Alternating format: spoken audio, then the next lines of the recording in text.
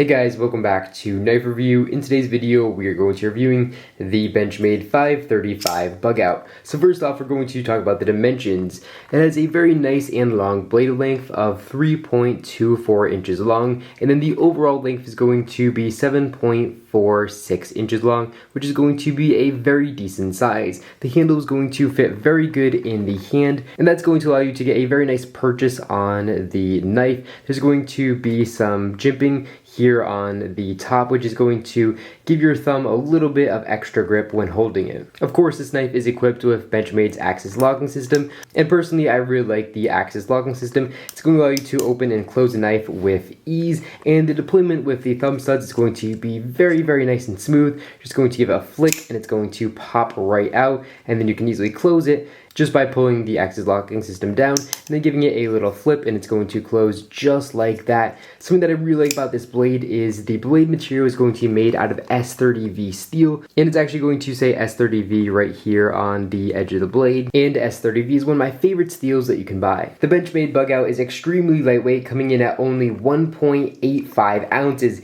It's just stupidly lightweight, and this is probably the lightest S30V steel knife that I've ever held in hand. It's just almost weightless. Benchmade really took weight on this knife very seriously, where every half or quarter ounce of weight really mattered, and that's why the Axis locking system here is actually going to be made out of titanium, just to add a little bit of extra lightness. And even though the length of this knife isn't going to be very small at all, it's going to fit perfectly in the pocket. I love carrying this knife with the mini deep pocket carry clip. Sometimes I actually forget that it's there. To give you guys a quick size comparison, we're going to put the Benchmade Bugout here on the table, and we're going to bring in the Benchmade Mini Griptilian for a quick little size comparison.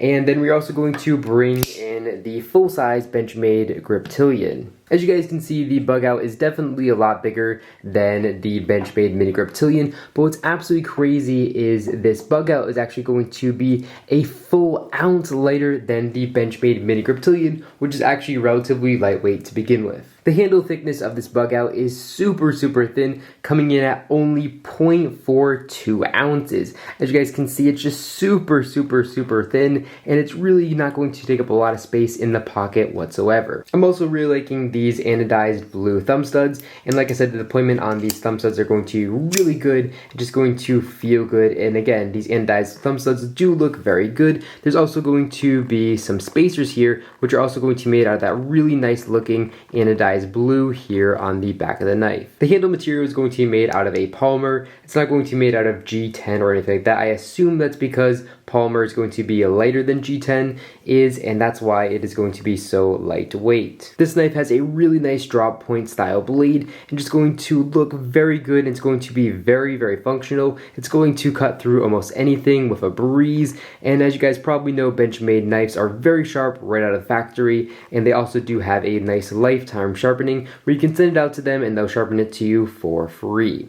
I've actually done a decent amount of cutting with this knife, and still it's cutting sharp as it did when I first got it. My biggest complaint about this knife is going to be here on the Axis locking system. Sometimes it's actually going to get a little bit stuck, and you're going to have to really press hard on it, and then it's going to finally unsnap, and I'm not sure why. I'm sure if I add a little bit of extra lubrication here, a little bit of oil, it'd probably get rid of that problem, but sometimes it gets just a little bit sticky, and that is my only complaint with this knife. As far as pricing goes, you can pick this up for $119, and that price is relatively decent. It does have a really nice S30V steel, but I think that extra $19 puts it a little bit over to the overpriced section, in my opinion. But really, this is a fantastic knife and definitely worth the money. So if you guys are interested in picking up this knife, I will leave a link in the description down below where you guys can check it out on Amazon. But that's about it for this video. If you guys have any questions, make sure to leave them in the comment section down below. I will try to answer all the questions that I get. But that's all I got for you guys in this video. Thank you so much for watching, and I'll catch you all